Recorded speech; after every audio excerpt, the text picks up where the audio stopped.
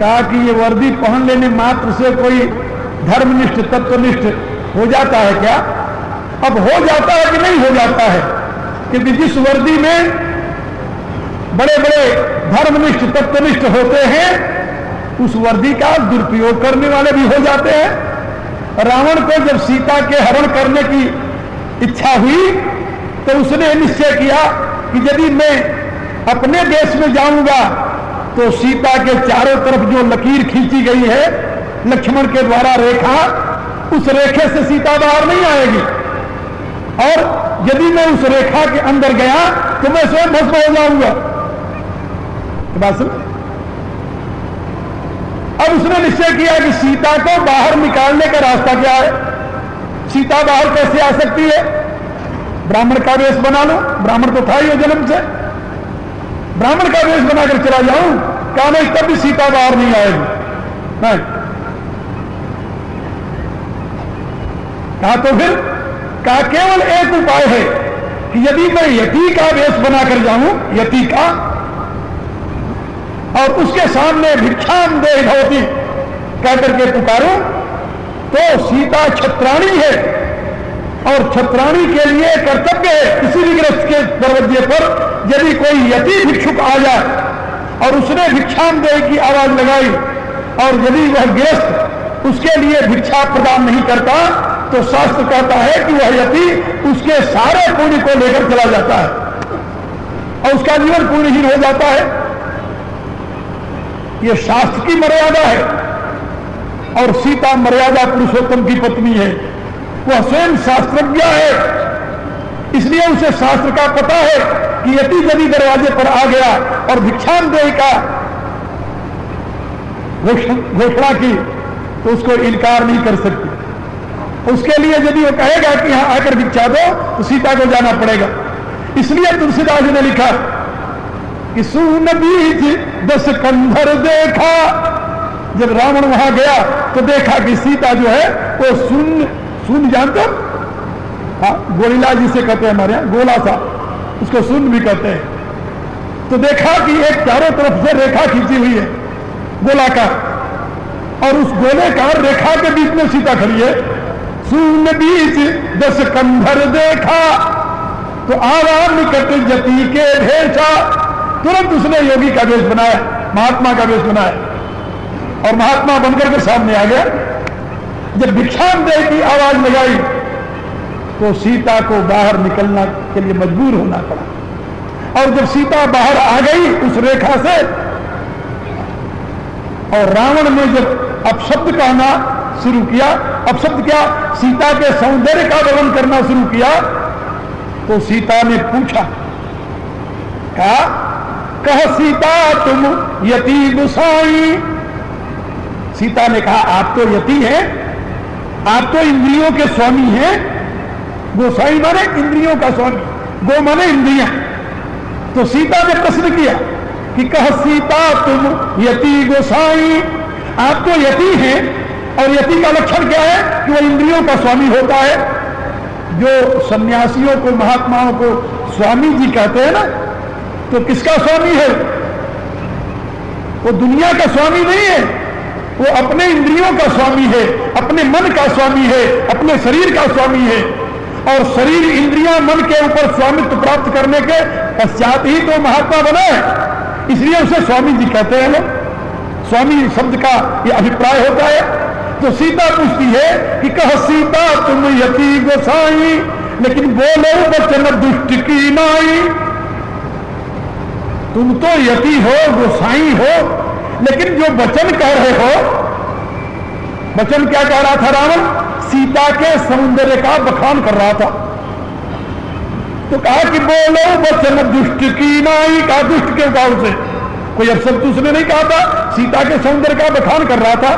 कहा दूसरे की स्त्री के सौंदर्य का बखान करना यह दुष्टता का ही दूसरा स्वरूप है। समझे ना? दुष्टता जानते किसे कहते हैं? दुष्ट माने जो दोष में स्थित हो, तो जिसकी दोष दृष्टि होगी वही तो दूसरे की पत्नी के स्वरूप का वर्णन करेगा, नहीं तो क्यों करेगा? तो तुरंत सीता ने कहा कि बोलो बचन दुष्ट की नाई। रावण समझ गया और सोचने लगा कि यदि इस समय अब भी मैं यति के वेश में रहता हूं तो इतिहास हमें क्षमा नहीं करेगा, क्योंकि यति का वेश ये दुनिया को छलने के लिए नहीं है, ठगने के लिए नहीं है, ये तो दुनिया को परमार्थ की दिशा प्रदान करने के लिए है। इसलिए रावण ने तुरंत घोषणा कर दी कि मैं यति नहीं हूं। तब रावण निज रूप दिखावा, उसने कहा कि नहीं मैं यति नहीं हूं। ऊपर से जो चोला पहना तो निकाल बगल कर दिया, और भई सब जब नाम सुनावा, और कहा कि मैं तो रावण हूं लंका का। नाम सुनते सीता घबरा गई, लेकिन उस घबराहट में भी कह सीता धरी धीरज गाढ़ा, आई गए प्रभु रहु खल फाड़ा। तो सीता ने खल का प्रयोग किया, खल शब्द का।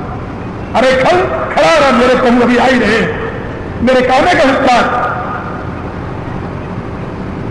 यदि त्रेता में सीता को हरण करने के लिए रावण यति का वेश बना सकता है, तो आजकल यदि लोग अपनी इच्छा को पूर्ण करने के लिए या किसी उद्देश्य को पूर्ण करने के लिए यति का वेश बना रहे हैं या बनाते हैं, तो आश्चर्य की बात क्या है इससे वो वेश तो गंदा नहीं होता। उस वेद की अपनी महिमा है, उसका अपना स्थान है, उसका अपना महत्व है, और वो रहेगा तब से लेकर अब तक है, आगे भी ये इसी प्रकार से परमात्मा के उस दिव्य प्रकाश को प्रकाशित करने की क्षमता रखे। इसलिए वर्तमान के विद्वान तत्वज्ञ महात्मा लोग भी इस काषाय वेश को धारण करते हैं, चिन्ह को धारण करते हैं, जिससे जनता को पता चल जाए। ये जानते हो चिन्ह जो होता है, वेश जो है, ये कलर जो है, ये उदय होते हुए सूर्य का है, और उदय होता हुआ सूर्य जो है वह मनुष्य को नई शक्ति, नई चेतना और नया उत्साह प्रदान करता है। इसी रूप से ये सन्यासी का धर्म है कि वह मानव जाति को नई चेतना, नई शक्ति और नया उत्साह प्रदान करे, जिससे वह अपने जीवन पर आगे बढ़ करके आत्मा के प्रकाश में अपने कर्मों का अनुष्ठान करते हुए वह अपने लिए और विश्व के लिए वरदान सिद्ध हो। तो मैं आप लोगों को यह बता रहा था कि हनुमान जी विभीषण के दरवाजे पर गए। राम नहीं होगी, साधु है, लेकिन वो कैसे साधु है? विरक्त साधु है। हनुमान जी भी साधु है, लेकिन ये विरक्त साधु हैं। हमारे यहां वैदिक विधान में जीवन की दो विधाएं समझाई गई हैं। एक को निवृत्ति मार्ग कहा जाता है, दूसरे को प्रवृत्ति मार्ग कहा जाता है। प्रवृत्ति मार्ग का अभिप्राय होता है कि गृहस्थ आश्रम में रहता हुआ व्यक्ति अपने जीवन का विकास करे, और निवृत्ति मार्ग का अभिप्राय होता है कि वह अपने संपूर्ण जीवन को परमात्मा की आराधना में समर्पित कर दे, और वह विराट रूप में अवस्थित परमात्मा की सेवा में सदैव निरत रहे।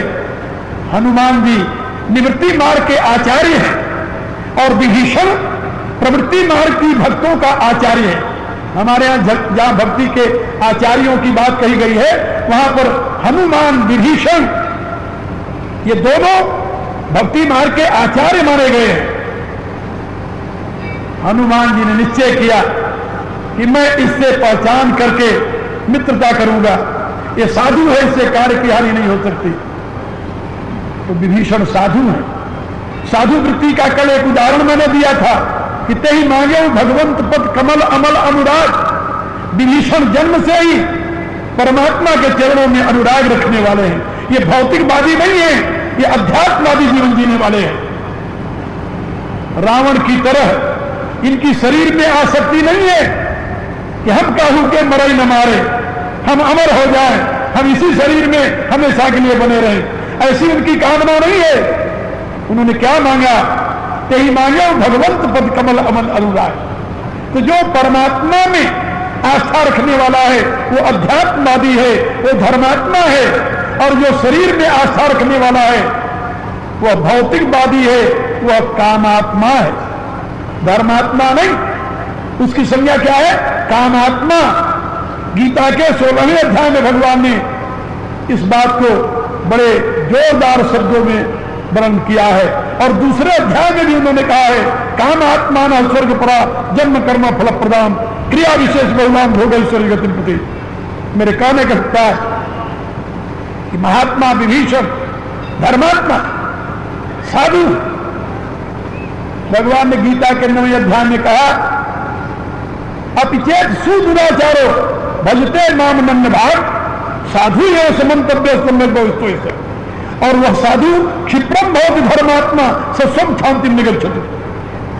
घोर दुराचारी क्यों न हो, लेकिन दृढ़ निश्चय करके मेरी शरण में आ जा कि हे प्रभु, अब तक जो मेरे से हुआ वो अज्ञान में हुआ, अबोधता में हुआ, लेकिन अब मैं कुमार पर न चल करके सुनार पर चलूंगा।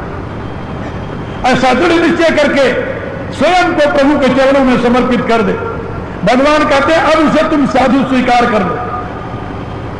कहा साधु हो गया वो? बोले नहीं, साधु एवं समन्तव्य, वह साधु ही मानने योग्य है, क्योंकि उसने दृढ़ निश्चय कर लिया। सम्यक व्यवस्था, उसने दृढ़ निश्चय किया है कि अब मेरे से कोई अनर्थ नहीं होगा, अब मैं अधर्म के रास्ते पर नहीं चलूंगा, अब मैं पद पदार्थ की लिप्सा से युक्त होकर कर्म में प्रवृत्त नहीं होऊंगा, अब मैं इस विराट को परमात्मा की विभूति समझकर उसकी सेवा करूंगा। ऐसा दृढ़ निश्चय कर लिया है।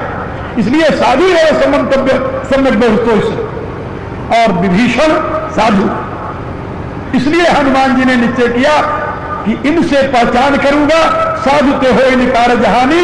तुरंत उन्होंने विप्र रूप धरि वचन सुनावा। एक बात और याद रखना, हनुमान जी के वाक्य में यही सन हाथ करी हूं पहचानी, यह निर्देश है मनुष्यों को, सबके लिए, कि यदि कोई साधु पुरुष मिले तो वो यदि आपसे मित्रता न करना चाहे तभी उसे जबरी मित्रता करना चाहिए। हट करके उसे मित्रता करो, क्योंकि साधु पुरुष से तुम्हारी हानि नहीं होगी, तुम्हें लाभ होगा। तुम्हारे कुत्सित विचार नष्ट हो जाएंगे, तुम्हारे व्यसन नष्ट हो जाएंगे, तुम्हारी बुरी आदतें समाप्त हो जाएंगी, ये सब अपने आप हो जाएगा। मैं जब लंदन में पहली बार गया, वहां रहता था, एक सज्जन आए, बड़े सत्संगी विचार के, पहले सत्संगी नहीं थे, किसी ने उनको बताया कि भारत से एक फिलोसफर आए, दार्शनिक, आगे मेरे विचार सुने तो मेरे साथ उनका एक प्रकार से प्रेम हो गया। मैं कहीं जाऊं तो वहां मेरे साथ जाए, लेकिन वो चैन स्मोकर थे, एक सिगरेट बुझे तो दूसरी फिर लगा ले, चैन स्मोकर। अब मैं पहली बार वहां गया था तो वो मेरे सामने तो बैठ कर न पिए सिगरेट, पीना हो तो किवाड़ के बगल में खड़े होकर के मेरी बात भी सुनते रहे, सिगरेट भी पीते रहे। मैंने कभी कुछ कहा नहीं। उनके विषय में लोगों ने बताया कि महाराज ये नास्तिक विचार के थे, पता नहीं कैसे आपके साथ इनका प्रेम हो गया। तो हमने कहा कि यदि एक गुण उभर रहा है तो एक दोष के नाते यदि मैं इसे कुछ कह दूंगा तो उभरते वाला गुण भी चला जाएगा। तो मैं चुप रहा, कुछ नहीं बोला। एक दिन मैं व्याख्यान दे रहा था, ऐसे लोगों को समझा रहा था, और समझाते हुए मैंने कहा कि देखिए, एक सज्जन ने मेरे से पूछा पाप किसे कहते हैं। मैंने कहा जो प्रकृति के विपरीत हम आचरण करते हैं उसका नाम पाप है, और जो प्रकृति के अनुकूल आचरण करते हैं वही पुण्य बन जाता है। जैसे प्रकृति का यह विधान है, हम फ्रेश ऑक्सीजन नासिका से ले रहे हैं, ये तो आप लोग जानते हो, और अंदर से कार्बन डाइऑक्साइड जो है उसको हम बाहर फेंक रहे हैं। ये नेचुरल विधान है, natural process. This is natural process. We are receiving fresh oxygen and we are discharging always carbon dioxide. हम कहा लेकिन वो लोग जो इसके विपरीत आचरण करते हैं, कौन है वो? कहा जो सिगरेट में आग लगाकर और उसके धुएं को अंदर खींच रहे हैं, परमात्मा ने तो फ्रेश ऑक्सीजन अंदर लेने के लिए बताया, लेकिन वो परमात्मा के विधान के विपरीत आचरण कर रहे हैं कि नहीं कर रहे हैं? क्या रहा है आप लोगों को? आप लोगों में से भी कोई यदि उसका आदी हो तो समझ ले कि जब आप सिगरेट की कस अंदर खींचते हैं तो you are acting against nature and against natural law too, क्योंकि परमात्मा के विधान में, प्रकृति के विधान में आप फ्रेश ऑक्सीजन बाहर से अंदर ले रहे हैं और अंदर से कार्बन डाइऑक्साइड बाहर फेंक रहे हैं। लेकिन जब आप ऐसा करते हैं तो आप कार्बन डाइऑक्साइड को अंदर खींचते हैं और उसी को फेफड़े से लेकर नाक से आप बाहर निकालते हैं, तो आप परमात्मा के विधान के विपरीत आचरण करते हैं। बोले हाँ, और हमका इससे बड़ा पाप और क्या हो सकता है कि आप अपने फेफड़े को दूषित बनाते हैं और आपके बगल में यदि कोई ऐसा व्यक्ति बैठा है जो आपके यानी व्यसन का अभ्यासी नहीं है, तो वो जब स्पेस में आप धुआं फेंकते हैं तो ऑक्सीजन के साथ मिक्सचर होकर के और उसकी नाक में बेचारे के जा रहा है, उसका भी फेफड़ा खराब हो रहा है। तो आप अपना तो अहित कर ही रहे हैं, उसका भी अहित कर रहे हैं, और जो दूसरे का अहित करता है उसी को पापी कहते हैं, और जो दूसरे को लाभ पहुंचाता है उसको धर्मात्मा कहते हैं। अब वो सज्जन जो पी रहे थे बाहर खड़े हुए तो सुन लिए, वहां से एक सज्जन निकलने लगे तो उन्होंने उनसे पूछा कि आप महाराज जी के साथ आए हैं क्या? बोले हाँ। कहा आप इनके शिष्य हैं? बोले हाँ। कहा आप सुन रहे थे गुरु जी क्या कह रहे थे और आप उनकी बात ऐसे सुनते हैं और फिर भी आप सूटे लगाते रहते हैं? हमें कहना नहीं पड़ा, परिणाम क्या हुआ? अब वो आदमी मेरे पास एक सप्ताह तक नहीं आया। मैंने सोचा आया क्यों नहीं भाई, वो एक सप्ताह हो गया। एक सप्ताह के बाद वो सज्जन आए। हमने क्यों भाई तुम कहा रहे सप्ताह तक दिखाई नहीं दिए? कहा गुरुदेव मैंने एक बहुत बड़ा प्रण लिया था और ये निश्चय किया था कि यदि सप्ताह तक मेरा प्रण चल गया तो मैं गुरु जी के पास जाऊंगा, नहीं दोबारा नहीं जाऊंगा। और वो मेरा प्रण पूरा हो गया, एक सप्ताह हो गया, मैंने सिगरेट की डब्बी फेंक दी है, अब सिगरेट मैं नहीं पीता। हम कहा फिर क्या करते हो? उसने दिखाया कि डिबिया में गोली थी। कहता अब मैं गोली खाता हूं उसकी जगह पर जब अमल होता है। हम कहा यार इससे अच्छा तो सिगरेट ही था। एक दोस्त को दूर करने के लिए जिसके तुम इतने वर्षों से अभ्यस्त थे, एक दूसरा दोस्त अपना लिया तो उससे अच्छा तो वही था जो पहले तुम करते थे। वो कहता है साहब उनका वो वही जिंदगी अब आ देगा। कहता है जिंदगी बदल गई, जिंदगी बदल गई। तो ऐसे आपको अनेकों मिलेंगे। अमेरिका में आप ऐसे लोगों को देखेंगे जिनके बाप दादे गोमांस खाते थे, शराब पीते थे। आप उनकी संतानों को देखिए, शुद्ध जीवन जीते हैं, मांस नहीं, शराब नहीं, कोई व्यसन नहीं। और आप उनके घर में जाएं तो ऐसा आपको लगेगा कि जैसे किसी प्राचीन काल के ब्राह्मण के घर में चले गए हैं। जीवन बदल जाता है, संसर्ग से जीवन बदल जाता है, सत्संग से जीवन बदल जाता है, सत्साहित्य पढ़ने से जीवन बदल जाता है। और यदि सब परमात्मा का ध्यान करने लगे तो फिर तो कहना ही क्या है। इसलिए मैं आप लोगों से बता रहा था कि हनुमान जी का यह निर्देश है कि यही सन हठ करी हो कोई चानी साधुते हो निकार जहानी। कोई संत मिले जबरदस्ती उससे परिचय करो, उसके साथ संबंध स्थापित करो, क्योंकि साधु से आपके कार्य की हानि नहीं होगी बल्कि उसकी पूर्ति होगी, सिद्धि होगी। वो साधु कौन थे? विभीषण। और विभीषण के साधुता के और भी प्रमाण वहां पर बताया। क्या प्रमाण बताया?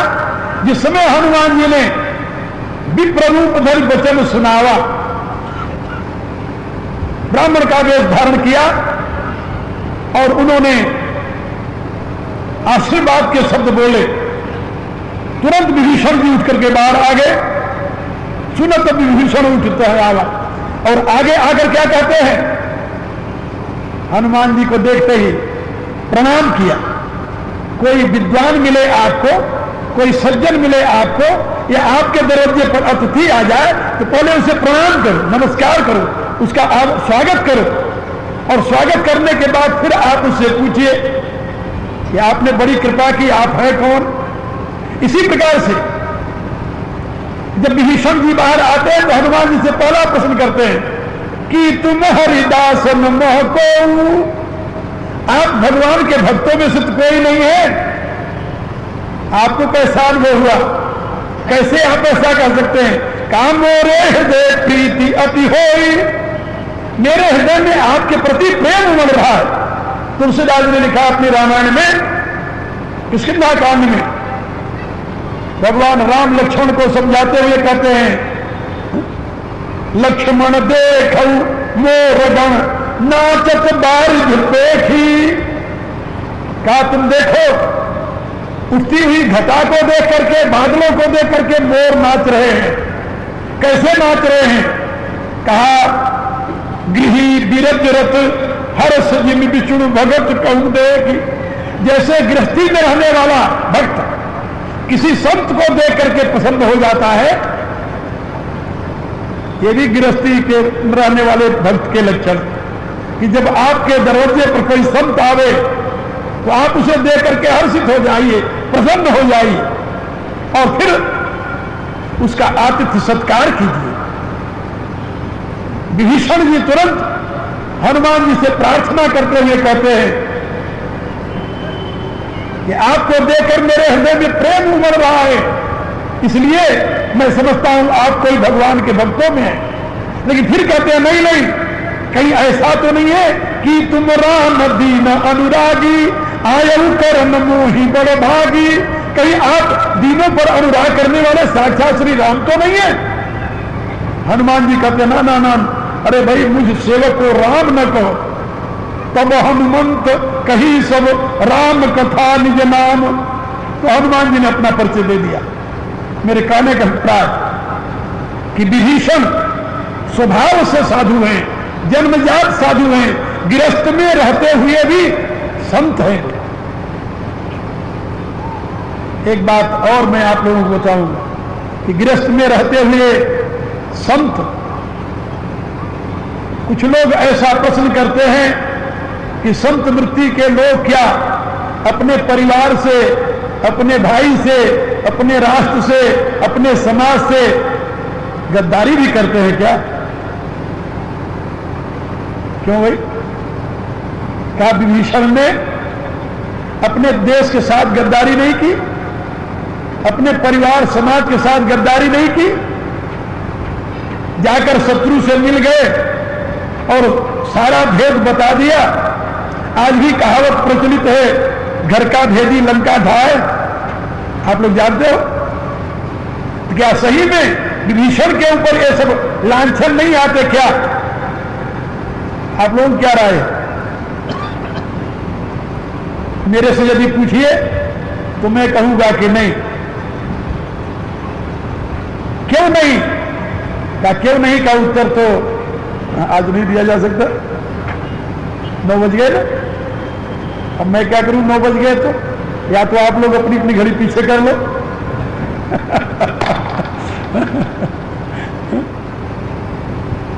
इस विषय में केवल इतना मैं कहूंगा कि विभीषण एक राष्ट्र भक्त है,